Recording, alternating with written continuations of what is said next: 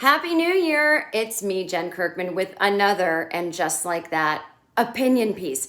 We're talking about episode 5. I'm going to talk about everything that happens in it. Of course, the most iconic thing in this episode is Miranda grunting with her sex stuff in the kitchen with Che. You might be surprised at my opinion. I'm not totally against that. By the way, why isn't Che the bad person in this situation?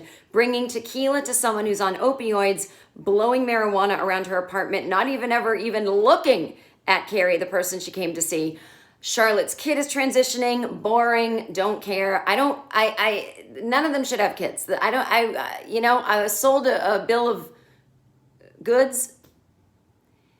I don't know what I'm saying. I liked the show before anybody had kids. I don't care what your kid's doing. I don't care about the recitals. I don't care if they're transitioning. Transitioning is probably the most interesting thing a kid can do. I'm not interested. Carrie has a hip problem. Ha ha ha. She thinks she's old. She's just revealing more and more how helpless she is. I've had hip and back problems since I was in my fucking 20s. It has nothing to do with being old. We're not supposed to be alive past 20. Our bones are like, what are you fucking doing still here? Our bones are completely overwhelmed at our longevity.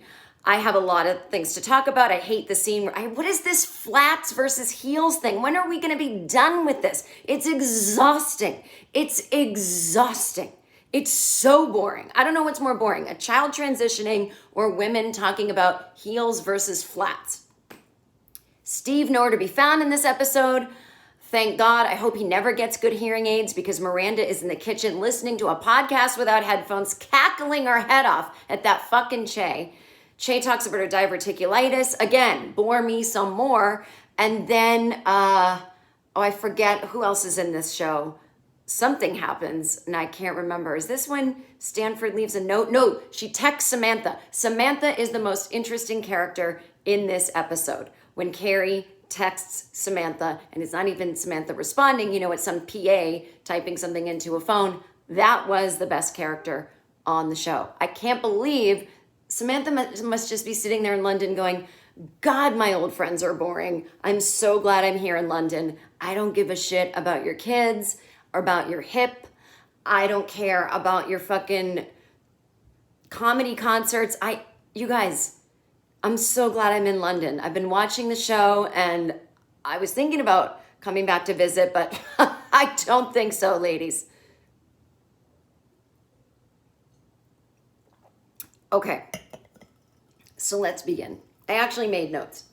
By the way, it's actually New Year's Eve right now. This is how I'm spending my New Year's Eve. Because my back was out all last week. I couldn't get anything done. Not that I could have recapped a show that was just on 2 nights ago, but I had to do whatever. And nobody I know is doing anything tonight. All my friends and I were just texting each other here in Brooklyn and New York and wherever. It's just Omicron has just bummed everyone out. I had tickets to see Sandra Bernhard tonight at Joe's Pub, not going because that was canceled. You can find something to do that's like, oh, we could take a walk outside or go to an outdoor dining. It's just like, you know what? Wake me when it's time to get a 4th booster and there's no new variant. I'll be gaining weight over here until then. Whew, boy, I am not I'm not feeling right in my body right now. Okay. And I drink the glass of wine for these things because it just became like a thing. Like I'm not drunk. It's literally, someone gave me this bottle, actually a fan of the show who works at a wine store in my neighborhood. So, not that I wouldn't have had a bottle at home otherwise, but I just wanted to say thank you to Tim, who's the buyer at, I think it's called Brooklyn Wine or something. I don't know if he's a Patreon subscriber, but he picked out a bottle especially for me that he thought I would like, and I do.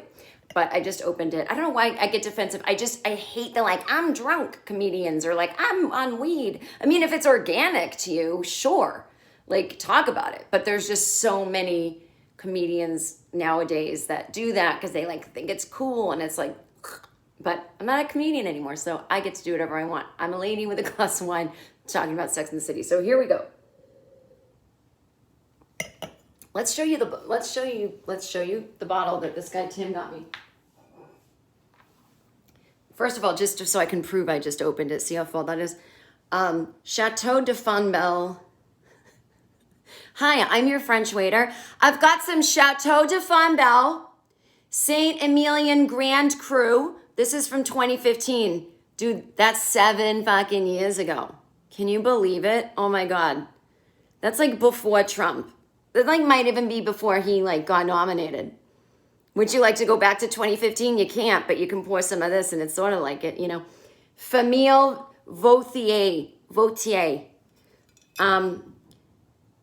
It's a red Bordeaux. It's from France. I'm not even a Bordeaux person that much. I love a dark cab, but this is really good. It has that, it feels like a California cab, but it's a Bordeaux from France. Okay. So thank you, Tim, for picking out that bottle. I bet it was expensive. I got it for nothing. So let's talk about this shit show right now. I actually kind of like this. Hang on, I have to get something. I actually kind of like this episode. There was a lot of drama. And I like that. Like, I can't sit in front of the no fun sign. Okay. Let's get fucking situated, okay? All right. Wait, something's off. I gotta put this over here. Okay. I don't know why I'm sitting on the floor. It just looks better to me. All right. So. All right. Big's ashes are not in this episode, but we know that he's in her closet. I think she should roll them up into a cigar and smoke him. I'm just trying to figure out what she's going to do with those ashes. So the episode starts. It doesn't matter where it starts. This is where my notes start. Carrie is, her new friend Seema is over at Carrie's brownstone, and Carrie's like, this isn't for sale. I'm just showing you where I've been living. And Seema's like, everything's a sale. I'm like, shut up. We did these characters that are just so one-dimensional. It's not everything's a sale. Come on, let the woman have her fucking brownstone. Like, stop. Anyway, so Carrie starts taking an umbrella and walking up the stairs really slowly. And Seema's like, what are you doing? Why are you using an umbrella as a cane? And Carrie's like, it's just my lower back. And Carrie's like, I looked it up on the internet. It says I have old lady disease. And then Seema says, the internet is for perverts. What does your orthopedist say? Okay, look, right away, right off the bat.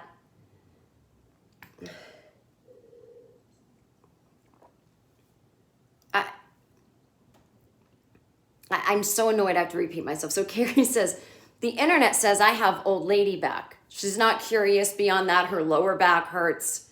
It's hard to walk. I wouldn't just look at the internet and be like, oh, I'm old. Especially if I know other people my age and they're not all walking around with a bad back, you know, having to use an umbrella to get up the stairs. Aren't you curious about your own body at all? I have back issues sometimes. I've gotten them taken care of like that. And my orthopedist said to me, you know, your neck arthritis, like 20-year-olds have neck arthritis. It has nothing to do with being old. You carried a thing on your shoulder for too long and bodies are pretty sensitive. And I was like, okay, cool. Anyway, but Seema says,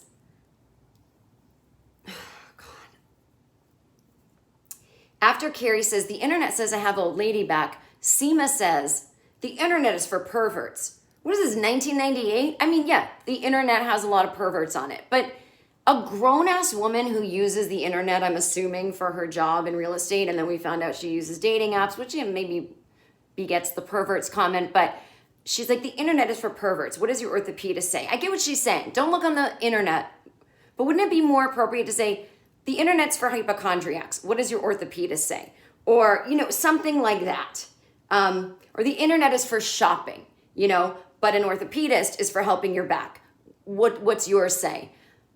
Do you know what I mean? Because the line, the internet is for perverts, isn't so funny that we can't lose it because it's not her point of view, the internet is for perverts. That's not something my 90-year-old grandmother, who's not alive, would say that.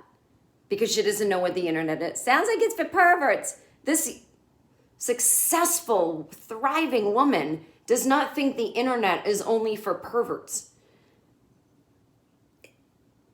It's how her phone works. The internet, Wi-Fi, everything. Anyway, Carrie goes, oh, you know I don't have one of those, meaning orthopedist. Why would she fucking know? She's known you one day. She's supposed to know your medical history and what kind of doctors you do or don't have. Are you that narcissistic, Carrie? Are you that up your own ass that you're like, this woman knows I don't have one, or she, I mean, maybe what Carrie's saying is, you know I obviously don't know how to take care of myself, even though I'm a grown-ass woman. Why is it interesting to be Carrie's friend? Why? Please explain to me what anybody gets out of it.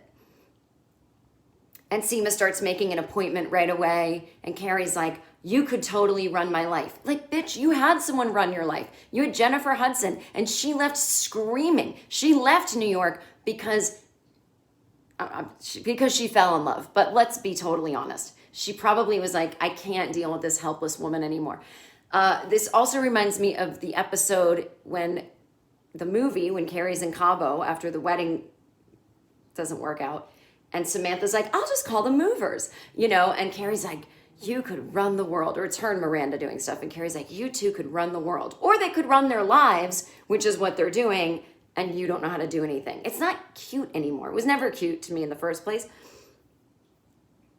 Okay, so Seema gets Carrie an appointment with her orthopedist. Then they get to the appointment, and Seema is such a bitch to this guy. She's like, what took so long? It's like, dude, he let you come in same day. You made an appointment for your friend. That's not a thing that you're like, I have the best orthopedist in New York City. We can just go down there in an hour. Oh, then we can verbally abuse him once we get there because, he wasn't like chop right when we showed up. And so Carrie says to the doctor, the internet says I have old lady back again with this. And he's like, well, no, actually you have a birth defect on your hip that you've had your whole life. And he's like, I'm sorry if my medical degree contradicts Google's algorithm. And I actually had to write that down because I was like, that doesn't even make any sense. It's not an algorithm that's telling Carrie she's just old and, when you get older, your back hurts and there's nothing you can do about it. That's not an algorithm. It's literally not what it is. It's people posting that. So the guy could say, I'm sorry if my medical degree contradicts Joe 3524 on your amateur doctor, message boards. Like, that's a funny line, or, in that area. But the algorithm, like, somebody was just like, I just picture Michael Patrick King, like, I hear there's an algorithm, and like puts it in the script, and the other writers are like trying to take it out because they're like, this line doesn't make sense, and he keeps putting it back in. But I am glad that he was like, arthritis is not for old people, anyone can get it. That's exactly what my doctor said to me. Because I'm really sick of the old jokes on this show. I get it. Listen, I'm 47. When you start getting close to 50, it's like it feels weird. And when you see like not only one generation under you, but two of them, there's like two adult generations below me. And I used to be the youngest generation. It's like, it's weird. It just feels strange. You feel this connection to being replaced. You feel the humility, the humbling of time passing, and you, like, not you as a person, but your thing and your way you look at things is not being the most front and center thing anymore. And it's scary, and it's weird, and it's exciting, and it's actually calming. Anyway, but so yeah, we all make jokes like we're old, but I just think this show could use less of that, because there are younger people that do think 50s is really old, and it's just not. And I just can't stop picturing Samantha just somehow, in this weird multiverse. She's a character on the show, and yet she's watching this show, and she's just like, oh my God, like, honey, I don't want to go back. This is so boring. Like, so you broke your hip. Like, I broke mine 3 times when I was, having sex on a swing for 4 days. Like, you get an orthopedist, and if you're lucky, you'll get a cute one, whatever. Like, she would just be so fun and fine about everything. And like, Charlotte, like your kid's transitioning, like, you know, I don't even know. I transitioned when I went through menopause. Like, it's life. So one minute you're this, the next minute you're that. It's all fluid, honey. You know, like I just, every attitude she would have would be the right one and the fun one. And I don't know which episode it was that Stanford just left a note that he's leaving for Japan. Was it this episode or was it last one? I don't have anything to say about that because you know, Willie Garson in real life was SJP's best friend. He found out he was dying, I think, during the filming of this, or had terminal cancer. And I had read an article that said he said to them, do not make my character die and don't do anything depressing and just do something totally random. Like, don't. So he had all these rules, you know, about what they should do with his character. And so they did the best they could. They basically, Carrie comes to her apartment. There's a note in her bedroom because he had keys to that old place because he would stay there sometimes when he was in a fight with Anthony. And he left her a handwritten letter that said, I'm off to Japan. I'm the manager of this young YouTube star. I forgot that his character was a talent manager. I guess I never knew that, or like somehow that just never stuck in my brain. And, you know, I didn't want to be dramatic. I know you're going through a lot with Big dying. And then Anthony comes over, played by Mario Cantone, and he's like, I think this was the last episode and I forgot to mention it. And he's like, he left me a note too. He wants a divorce. We were so happy, you know, which is funny because all they do is fight. So I don't know, the way they write out all these characters is to have them suddenly become emotionally stunted where they can't talk to anybody. You know, Samantha just stopped talking to everybody and won't text back, except in this episode, which I'll get to. And her best friend writes a handwritten letter and says, I'm in Japan. I mean, I don't know, maybe they could do some fake texting with him. I don't have an answer of what they should have done, because it's like when you disappear like that, it has to be that you're being totally random like he is, or that you're having a nervous breakdown. And I don't think they wanted anything negative. So they were just like, okay, he's just like, fuck it, I'm out of here, moving to Japan. I mean, okay, I can't think of anything else, you know. I thought they should have had his character die as well, and then Carrie would just have a breakdown that she lost the two men in her life, but maybe that would just not be that fun of a show. Is it that fun as it is, though? So anyway, the whole Carrie back thing, what makes me crazy about it is my back went out this week at Christmas at my sister's house. I bent down to pick up a piece of wood, not even that heavy, because I'm trying to help my 83-year-old dad who's making fires every day. I mean, in a fireplace. He's not an arsonist. He's on his knees. He's making fires in the fireplace. I'm trying to help. My back goes out. I go, ah! I couldn't move. It was, honestly, if you saw it in a TV show, you would think it's bad acting. Slumped over. Now I'm in the fetal position on the floor. I literally can't move. It is way too painful. I start shaking. Almost feel like I'm going to have a heart attack from the pain. I find a chiropractor that makes house calls in Massachusetts. He comes over within 8 hours. He gets me walking again.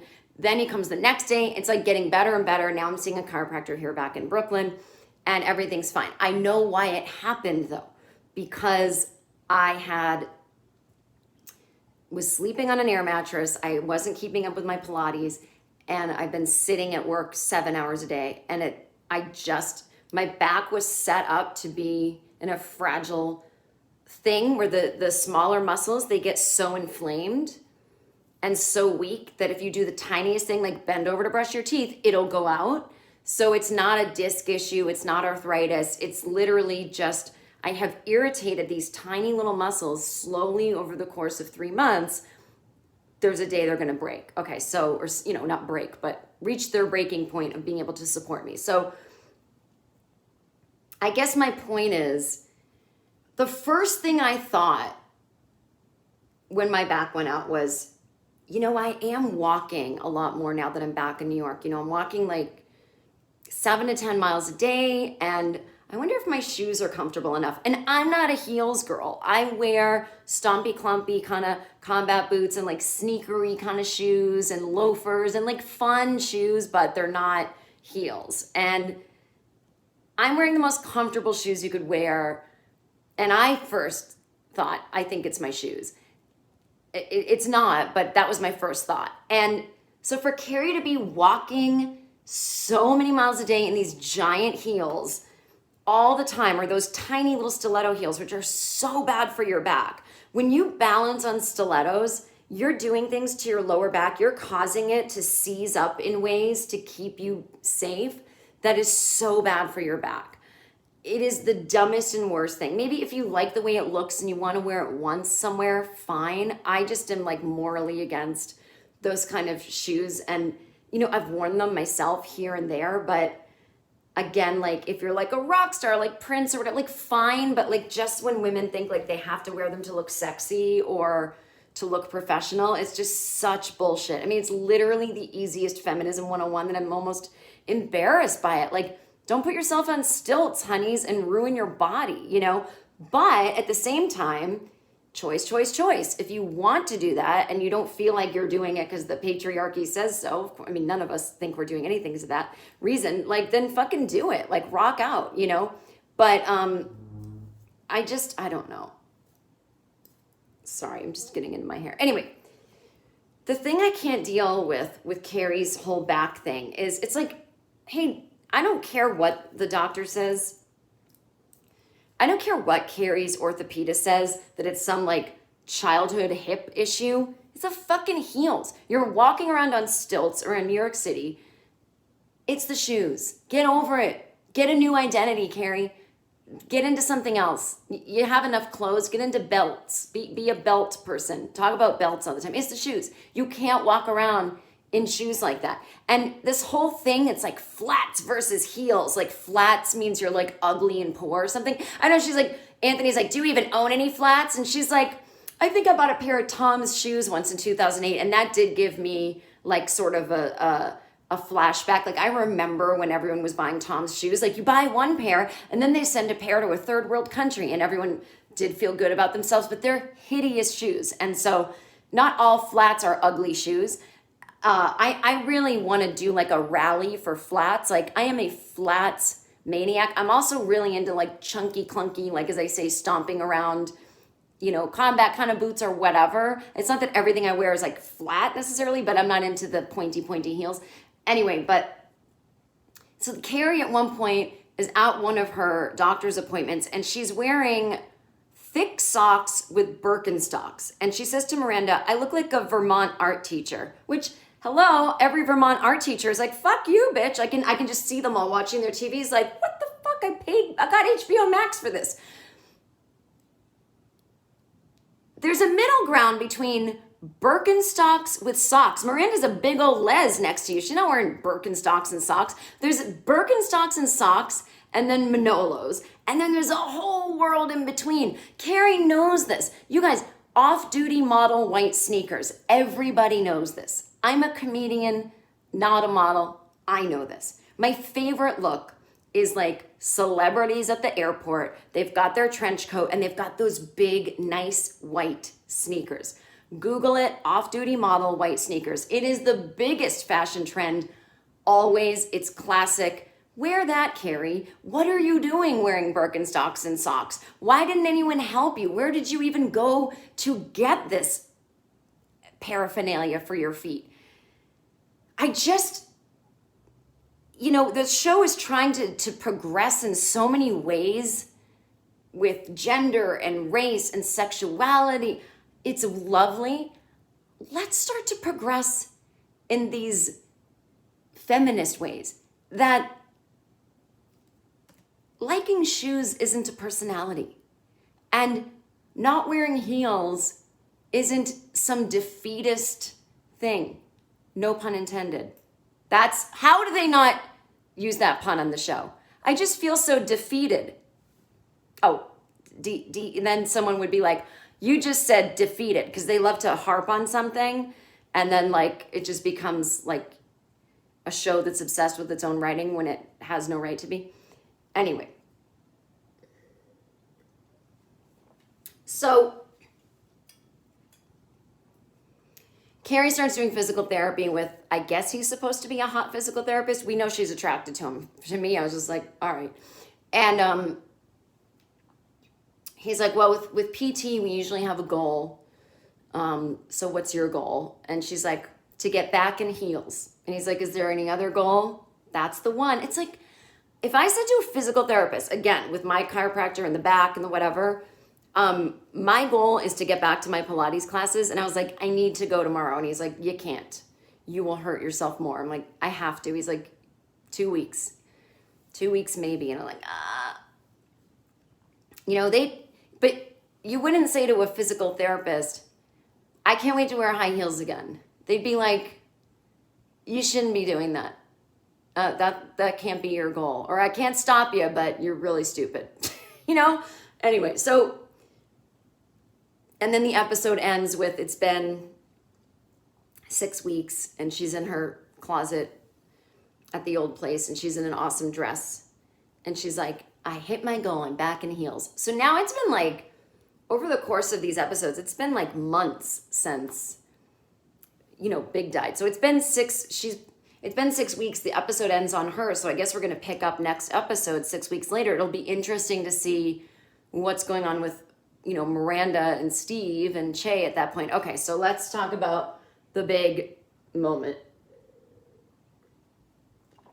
So during Carrie's recovery, I actually thought it was really cute that Anthony, who owns a sourdough bread company now, or like a bakery, it's all hot guys that work there and like super gay hot guys. And the delivery truck is what they picked Carrie up from surgery in. And a hot gay guy like brought her up to her apartment. And I don't know, I just thought it was like a funny Anthony. I love Mario Cantone. I love that character. He's just fun. He's like the only fun left in the show. He's pulling a lot of the Samantha weight that's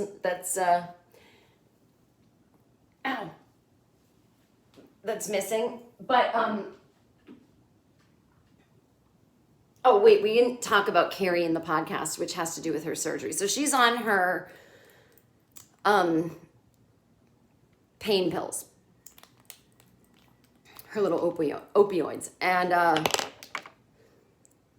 I absolutely hated. Okay, so Carrie can't go anywhere because of the back surgery. So she's at home with her computer. It's the iconic thing of, we see her through her window with her little Mac. And instead of writing, she's podcasting via video. And I'm like, I hate it. I wish we could go back to season 1 when there was barely an internet. And she's doing the podcast. We see Che and Bobby Lee on her computer screen, and they're adding nothing to the conversation and just high-fiving, which you don't need to do on a podcast, And so Carrie's telling the story of when Samantha took her hand, put it up Carrie's vagina, and helped pull out her diaphragm because it got stuck up there. That was a real episode from the original Sex and the City series. And she says, my friend Samantha Jones did this. And then Che just goes, yes, queen, which is like, that is so 3 years ago of an expression. And how does that add to the conversation? Carrie just, and Che's like, oh, I like this version of Carrie that's, opening up and saying things. And it's like, well, this version of Carrie already wrote about that in her column years ago. Why? You should know that. Anyway, so then Charlotte says to Carrie, you said Samantha's name on the podcast and you mentioned that she put her hand up your vagina to get your diaphragm, and Carrie's kind of out of it from the pain meds. And she's like, oh yeah. And Charlotte's like, I don't know. I mean, I think she's going to find out about it. I mean, I know she's in London, but it's not like she can't hear about things. And it's like, it's a podcast. It's not live radio. So you could just call them and say, can you bleep out my friend's name? Solved. And Carrie's like, I don't know what I'm, it's like everyone has a moment of like, what do we do about this? It's like, well, since it's a podcast and not live radio, which no one seems to understand on this show, you can edit it out. But also, Samantha doesn't give a fuck. it's not a bad story. It's a great story because she's the only good friend on the show. And also, she's not listening to your podcast. Nobody's listening to it. Me, I'm the only one. Me and Miranda. I have to listen to this fucking podcast because it's part of the show that I watch. Miranda is listening to it, giggling like a fool in her kitchen, laughing out loud at Che's jokes. And that's it. Miranda listens to the podcast. No, it's not. Samantha's busy in London, okay? She's not like, oh, let me put on a podcast. She's the one that would be like, I don't have time for podcasts. I'm working. I'm getting laid. What are you talking about? You know, I'm not the one who saddled myself with fucking kids like all of you people. So even though I have the free time to listen to a podcast, I'm having the time of my life. And I don't think she'd be like, oh my God, I can't believe Carrie mentioned my name. She'd be like, all press is good press. I did put my hand up her vagina and a few other women's too, but I'll tell you that on my own podcast that I'm never starting because I'm busy getting laid. You know, ugh. Anyway, so Carrie texts Samantha to warn her that this is coming out. I can't believe Samantha didn't just text back, new phone, who's this? Or just, why do you think I would hear about your podcast? I mean, I get that they're saying it could get out there. Well, the podcast is not doing well because they're being yelled at to post more on social media. So a podcast at that level doesn't get written about in the press. So anyway, and you know, Samantha writes back like, well, that was one of my best moments. And, you know, and Carrie's like, I hope that's okay. And Samantha's like, of course it is. It's your vagina, your story, something like that. And then Carrie writes, I miss you. And then we see the little like talking, and then Samantha doesn't write anything back. Because it's like, she's probably like, I should write, I miss you. I really don't though. I really am realizing how shitty all you guys were as friends and how you all judged me. And you know what? You know, every time I tried to talk, you guys just made faces at the restaurant, and you guys are just so deeply uncool. So yeah, I'll return a text every now and again, but I don't miss you. I don't miss you. I'm going to sneeze. Hang on. I guess I'm not.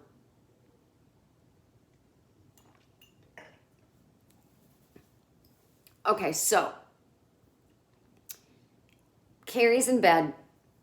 She cannot go to the bathroom without help, so there always has to be someone there. So Miranda is there taking care of Carrie. Carrie's asleep in her apartment. Not the one that she lived in with Big, her tiny little apartment, right? Doorbell rings. It's Che Diaz. She has to say her full name. Miranda's like, hello. Hey, it's Che Diaz. Miranda's like, oh. Hope I look okay. You know, Che comes up. She's like, I brought tequila. Why? Why'd you bring tequila to someone on opioids, you stupid ass? And then Che did this whole thing where when they were at the hospital visiting Carrie didn't want any visitors, so Miranda had to go downstairs and stop Che from coming up, so they had lunch in the cafeteria. And Che's going on this whole rant about her diverticulitis. And she's like, it's really the only point of that was to make a dyke joke. Because she's like, and then the doctor said diverticulitis, and my dad was like, he thought I was coming out as a dyke. Ah, ha, ha, ha. What? No one thinks diverticulitis means lesbian or dyke. No one thinks that. Not even your dumbest dad, whatever. Okay, so Che and Miranda are having lunch in the cafeteria. Che tells that weird story about how the doctor said she had diverticulitis. Her dad thought it meant she was saying she's a dyke. I don't know. And Miranda says something about her diverticulitis, like asks a question about it. And Che's like, yeah, you know, I had to think about what I ate, but not just what I ate. You know, I manage my diet a lot better now. And I'm like falling asleep. Can you imagine people talking about their fucking like bodily food issues? Like, I don't want to hear about your IBS, your diverticulitis. I watch television to get away from that. And then she's like, but it's really about managing and putting into my body and soul what's good for me and not holding things in. And Che, who used to be called Cheryl, and she calls herself Cheryl, but Cheryl used to bury feelings. And now I'm just, you know, I haven't shit my pants in 3 years because I'm eating better and I'm just, you know, living the right life. It's like, you smoke pot every 5 minutes. Don't fucking come here and I don't know where I mean by here, and act like you figured it all out. You have no boundaries. You're a fucking mess. You're a narcissistic comedian, and you smoke pot every 5 minutes. Don't tell me that just because you came out as non-binary and changed your name, that you are living your best life. That's a big part of it. Now what's up with the pot every 5 minutes, trying to hit on this married woman, talking about yourself and only yourself constantly, and then bringing tequila to someone on opioids. Yeah, you're not that bright, Che. You know, so Miranda's like, oh, well, she's asleep on opiates, like she can't drink. And she's like, oh, I guess we'll drink it. So Miranda and her alcoholism and Che, they're in the kitchen giggling and drinking. Che gets that fucking bowl out. Vape pen, Che, get a vape pen. A lot more economical to carry around. So she's doing her smoking, and Miranda's like, I might ask you to shotgun it again, but I have to be somewhere. So I don't know what's going on. And then they start kissing. And like on paper, that's a hot moment. When a straight woman who's been married forever, who's realizing she's having feelings, sexual feelings for, you know, a non-binary woman, like that's exciting. And sex in the kitchen, like, yes, on paper, this is exactly where this should go. And it should happen exactly when Carrie's in the next room. That's the drama. This is good TV. This is drama. We all have opinions about it. We all have thoughts of what we would do if we were Carrie. And Carrie wakes up and she has to pee, and she hears some like moaning and heavy petting, and she can see through her mirror, which reflects, you know, what's happening in the kitchen, that Che and Miranda are hooking up, and she's like, oh my God. Now, I don't know why Carrie just doesn't go, what are you guys fucking doing? Someone help me pee, and then go get a room. You know, I don't know why. That's what I would have done. But instead, Carrie accommodates. She acts like she's still asleep. Well, not that they're checking on her. And she starts to pee into a Snapple bottle. I've done that once in a U-Haul, actually, ironically, moving from Boston to New York in the late 90s. Someone else is driving. And it never works. You get a little bit of the stream going, and then you start missing, and then it's everywhere. So she peed the bed, and now we're back in the kitchen with Che and Miranda. I don't know why the camera did this. Are they trying to punish me? It's been a hard 2 years for most of us, but they just do a tight close-up on Miranda, on the top of Miranda's pasty white ass. I don't need to see it. It took me right out of what could be kind of a hot moment, took me out of it. Now, I have a pasty white ass. I'm not showing you. You know what I'm saying? I know where to keep the camera. So now Che full on fingering Miranda. Okay, great. So again, I'm all for it. I'll get into the cheating and the Steve stuff next. But now Miranda's groaning, and Che puts her hand over her mouth. A very sexy move in a sex scene. And Miranda's like, it sounds literally like farm animals are getting slaughtered. Instead of like, it's just like, it really, if I were in the middle of the woods, I would be like, a herd of buffalo is coming at me. I don't understand the noises.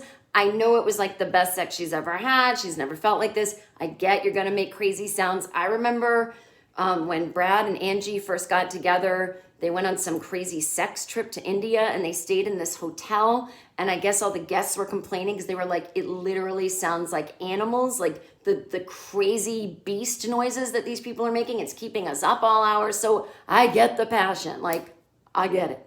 But it was just like, why does it have to be Miranda?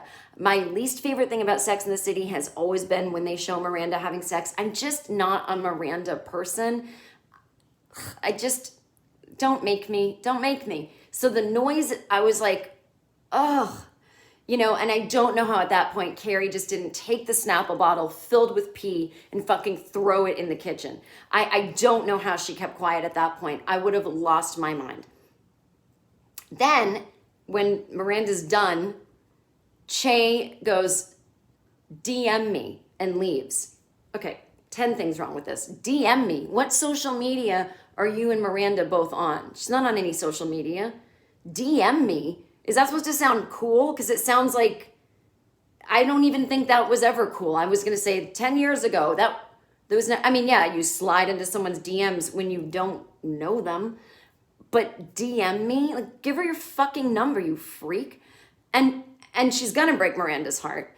And she's a dick. Like, she's a manipulative, narcissistic dick. She didn't even look into the bedroom to see Carrie. That's who she came to see. She brings tequila, never looks at Carrie, fingers Carrie's friend, smokes and makes the apartment smell, and then pieces out with DM me. You're a bad person, Che, and you deserve diverticulitis and whatever else.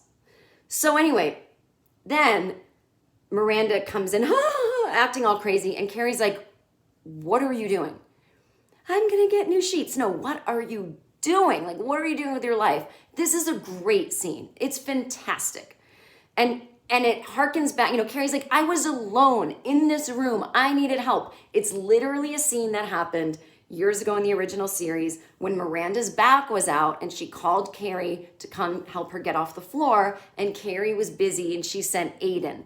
And Miranda's like, you sent Aiden. And I was naked and like, you're the worst friend. And I feel like Carrie, she could have thrown that in Miranda's face, but she didn't.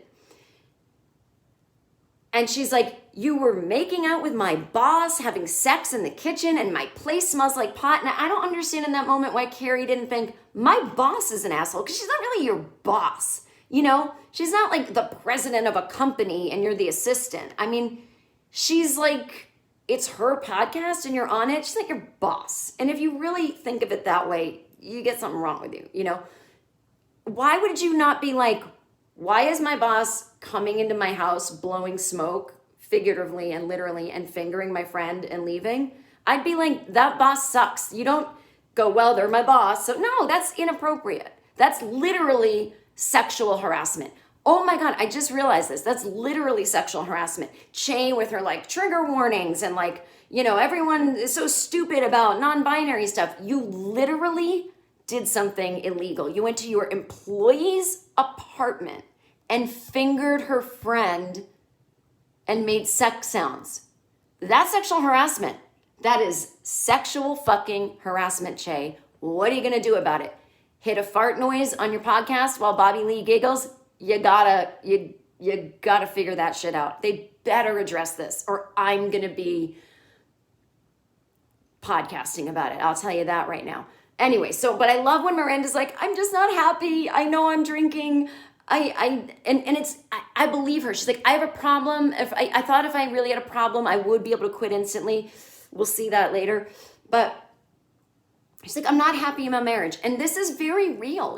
There's two things going on. Sometimes you just aren't happy in your marriage. That happened to me, and it feels so overwhelming because there's something so different than marriage versus a relationship, possibly the legal aspect of it, and just how much you will undo if you say the words out loud that you aren't happy and you try to make it work. And it is the most suffocating feeling in the world. It has nothing to do with the other person. It's just, if it's not right for you, it's not right for you. And I don't mean the institution of marriage. I mean, if that marriage is not right for you, it doesn't mean the other person's bad, but it's a horrendous feeling. And you will do everything except say it.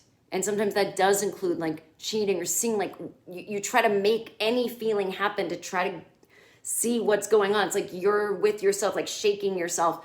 And it gets to the point where it's like the only thing I can do is leave or tell the person that I think I need to leave. And it's so hard. So I like all this. I think this is very real. And then there's also a thing that,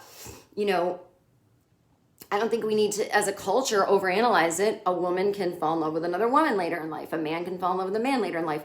I think we're all fluid, whether we act on it or not. And then there's another thing called compulsory heterosexuality, Compat they call it, where a lot of women don't come out until later in life because they didn't even, it's not like they were suppressing being gay or they were in the closet, but their heterosexuality never felt totally right to them. And they realized that it was because it's a whole thing, but if you're interested, then you can Google it. It's called Compat. So I like that they're exploring this very kind of complex thing. If they are, I don't know how complex it's going to be, but everyone that's like, I can't believe it. Miranda was mad at Steve for cheating years ago, and look at her now. It's like, yeah, that's messy. That's life. It's very real. And I'm sure that this will bring a lot of like latent compassion to her for what Steve went through and blah, blah, blah. And like, I'm bummed. I really liked them as a couple, but honestly, I guess it's time to move on. You know, I hope Steve finds someone. I don't care about Miranda and Che because I think Che is toxic as fuck. But I would love to follow Steve's journey. Let's get Steve and Seema. Let's get Steve and Seema together. Is that going to happen? I think that should happen. He's a great guy. He's a great guy. And she knows all the doctors. So she'll be like, I'll get you a good hearing aid, honey. We're coming in right now. My new boyfriend, he needs a hearing aid, you know? And then he won't have to be like, you know, and she's not going to talk to him about chia seeds. Oh my God, Steve and Seema, you guys, we've got to make this happen. If it doesn't happen, I am going to do bonus episodes of fan fiction about Steve and Seema. I ship it, as the kids don't say anymore. Possibly never did.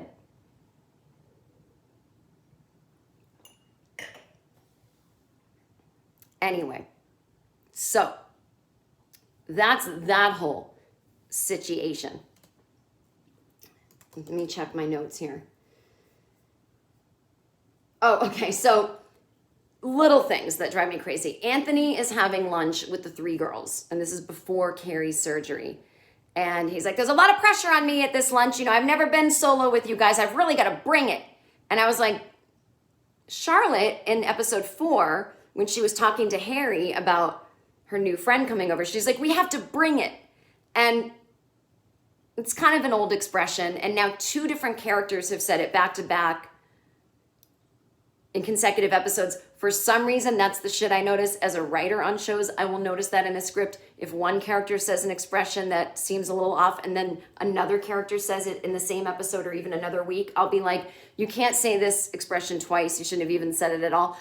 These are the weird things that drive me crazy. Why is everyone saying bring it? And I loved, though, when Charlotte was like, I've got everything, you know, going for how we take care of Carrie. I made an Excel spreadsheet. Gen X, I love an Excel spreadsheet. Don't send me a Google Doc. I don't understand it. I'm pretty smart. I do my own podcasting. I edit videos. I upload things. I'm on Marco Polo. I do all kinds of stuff. I'm computer literate. And I know all about computer stuff. But there's something in my brain that hates Google Docs. I don't trust that it's saving. I don't trust that the other people see it. You send me a Google Doc, first of all, it connects to my Gmail, which I never use, and then I have to ask you for permission, and then you have to open it, and then I open it, and I type something, and when I hit return, it always disappears, and then if I do get it to stay in there, then I'm gonna email you and go, I just updated the Google Doc, and then the person's gonna go, you don't have to email me that you've updated it, and I go, I don't trust it. I don't know what it is. It's a mental block I have. I never want to get over it. Leave me alone about it. I love an Excel spreadsheet. I do all my stuff on Excel spreadsheets, stuff I don't even need to do, but I do it anyway. They make QuickTime, you know, not QuickTime. They make QuickBooks. I could do my budget on that. I have it. I ignore it. I do Excel spreadsheets for everything, and I have no one to share them with. That was a real moment for me when I was like, I could bond with Charlotte about Excel spreadsheets. I feel like that was, and they're a little older than Gen X, but I just feel like that was like a Gen X ball being thrown to me, and I caught that. I caught that ball. Excel spreadsheet. Okay. Oh. Miranda's at comedy concert again. She said it again. When Carrie was like, Miranda, what are you doing getting fingered in my kitchen with my boss? And you have been drinking a lot. And Miranda's like, I know. Everyone was looking at me. You know, I had 3 drinks the other night when we were out. And I think Charlotte sent me a book about quitting drinking. And I was at a comedy concert, for God's sakes. Oh my God, stop saying comedy concert. At this point, I know they are just trolling us. They are 100% just trolling us. And you know what? If I was at a comedy concert, whatever that is, I would develop a drinking problem too. It sounds awful. Okay, so Miranda's at home opening her Amazon packages, and Brady's shitty girlfriend is there. And Miranda opens one, and it's lube and some other sex stuff. And Brady's shitty girlfriend is like, oh, that's mine. And Miranda's like, here. and she's like, thanks for being so cool about this stuff. If my mom saw any of this, she'd, beat me with her cross necklace or something like that. So now we know, okay, she's got a strict Catholic mom. If I were Miranda, I would call her mother and be like, your whore daughter is having sex in my house and they're literally banging against the wall, and my headboard is smacking me in the head every night. And she's here all the time. Now she's getting lube delivered to the house. Come and get her. And I would be like, even though it's wrong and it's not sex positive, and it's, very bad to like oppress people with religion, I am rooting for that to happen. And I want the mother to come over with a fucking ruler and whip the daughter on the knuckles like a nun in the 50s. I want her to be dragged by her hair to church to say 3 Hail Marys. That girl is such an ungrateful little shit. It's one thing to discreetly have sex with your boyfriend in his parents' house. It's another thing to be behaving like she is. She's so disrespectful to adults. Then the weirdest thing happens. Miranda gets this book, about quitting drinking, Quit Like a Woman. And it turns out she'd sent it to herself when she was drunk, but she thinks Charlotte sent it to her, and she's all offended. And Brady's shitty girlfriend says, what did you get? And she goes, it's an accident. It's not for me. And Brady's shitty girlfriend says, that's why I don't shop online, because you really don't know who has access to your information. What? Is anyone looking over these scripts a second time? You literally just bought something online. There was a scene about Miranda opening an Amazon package that you bought online. And as you're holding your lube that you bought online, you're saying, that's why I don't shop online. Are you trying to gaslight me? What does that mean? You do shop online. You could say that's the downside of shopping online. You get lube in 24 hours, but you never know who has access to your information. Why couldn't someone have punched that up and written that? Come on, give me the scripts. Let me help. These moments are so glaring to me. Also, or you could be like, I don't shop online that much because I'm a fucking teenager with no job. All I do is have sex all day long. Okay, anyway. And then Miranda says the next day to Carrie, Charlotte Amazoned me. And it's like, oh, that's kind of, I think we've all used that as a verb. I Amazoned it. Maybe we have or haven't, but it sounded familiar to me. Like, oh, I think we've all said that. But that's kind of a cool, upsetting new word in our lexicon. And Carrie's like, did you just invent that? Like Amazoned? It's like, do we have to shine the brightest spotlight every time a writer does something clever? They never just let anything go by and let us at home go, oh, Amazon, yeah. It always someone else has to be like, did you just say? Yes, they said it. Congrats, writers. You did it. You came up with a cute thing that's going to be now part of the cultural lexicon. Good. Ay, ay, ay. Anyway.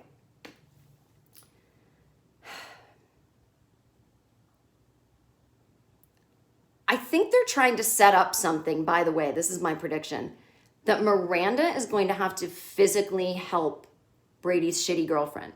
Because there's this moment in the hospital where Charlotte is lifting Carrie. And everyone's like, wow, Charlotte, you're strong. And she's like, well, I read in this parenting magazine that you should be able to lift your heaviest child in case of an emergency. So I've been, working out. And Miranda's like, she thinks that's weird. And I don't think that's weird. That makes total sense to me.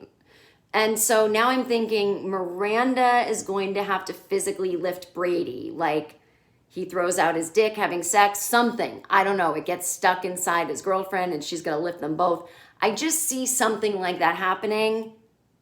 When my prediction comes true, I would like a parade. Okay. So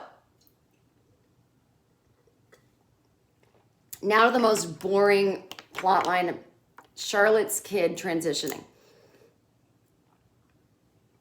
Here's why it's boring. Anyone watching the show who doesn't think it's weird or bad that her kid is transitioning, this is like boring for us. Like we have trans friends. It's like, okay, what, like who cares? But I get it. Like my friends with kids are telling me, and this is in more like progressive places like LA and New York, but that a lot of kids, like a lot more than we knew growing up, right, are coming out of the closet or identifying as non-binary or whatever. And I don't think it's that it's a trend and more people are doing it and they don't really mean it. I think it's that's how there's always been that many, and they never could feel safe doing that before. But of course, when something seems to be happening in big numbers, even though comparatively it's still small compared to like cis het people, it can seem like, is this a trend? And I think that's an interesting conversation to have. I'm just more interested in having it with my real friends in real life who have kids, and they're like, oh my God, like sometimes the gay kids, like they're the cool ones now, and like the straight kids are kind of dorks. And I'm like, well, that is true.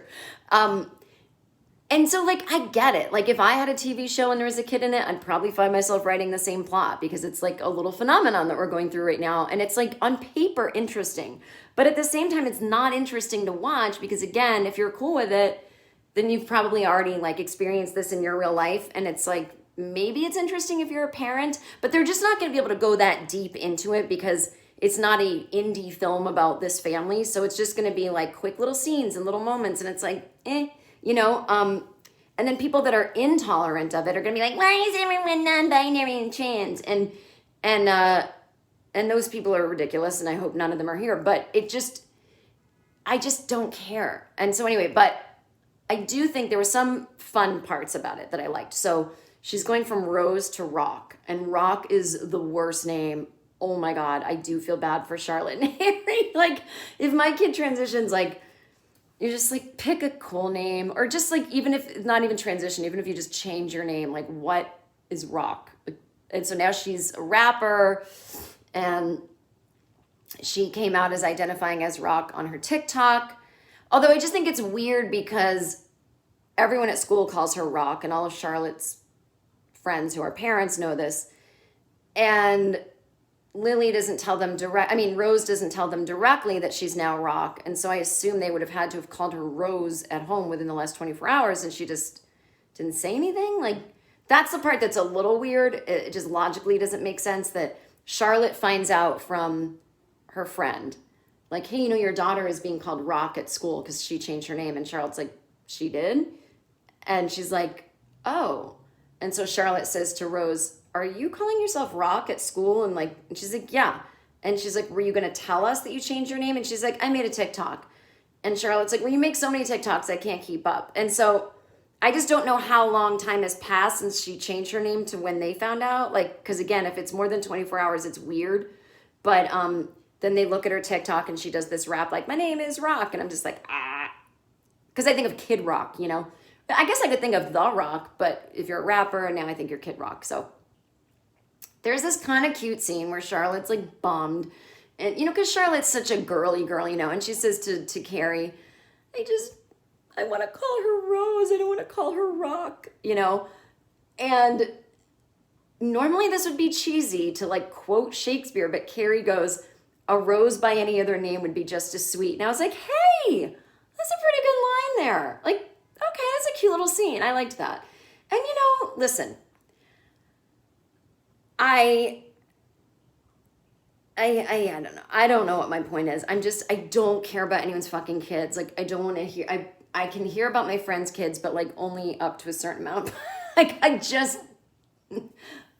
do actually care about kids. I care about kids and anxiety and stuff. And like, even though I want to work with kids with anxiety and stuff, like, I literally just don't want to hear, I don't want to tune into like 4 women who used to have sex and have drinks and wear cute clothes talking about their kids. If it's like, well, Jen, people change, then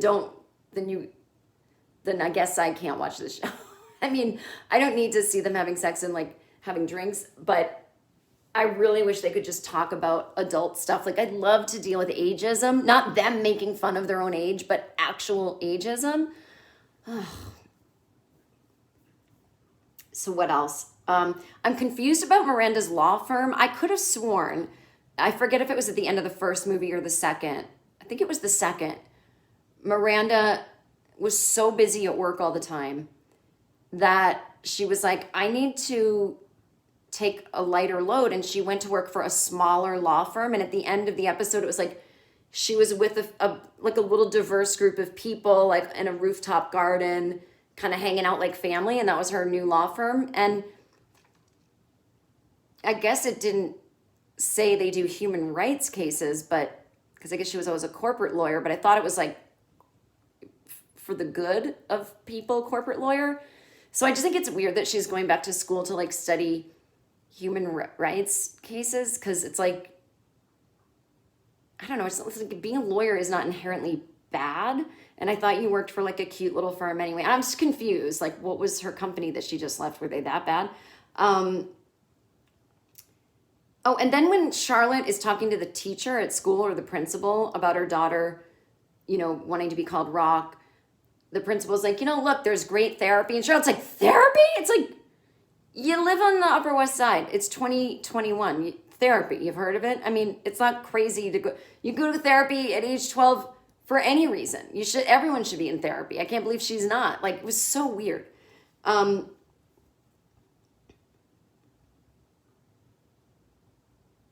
Yeah, and then so we see Miranda having a moment where she realizes, oh my God, like I am drinking too much, and she pours all the alcohol down the drain. And I do believe that was the moment where she said to Carrie, like, if I thought I had a problem, I would quit instantly. And I do believe we see her quitting instantly. What I would love for Miranda is for her to have an honest talk with Steve and say, I don't know, I don't have to label it. I don't know if I'm gay, fluid, but I'm not sexually attracted to you. I love you. You're my best friend. This marriage is not working for me. I think I need to explore dating women. And then she gets the fuck away from Che, and she just meets a nice lady,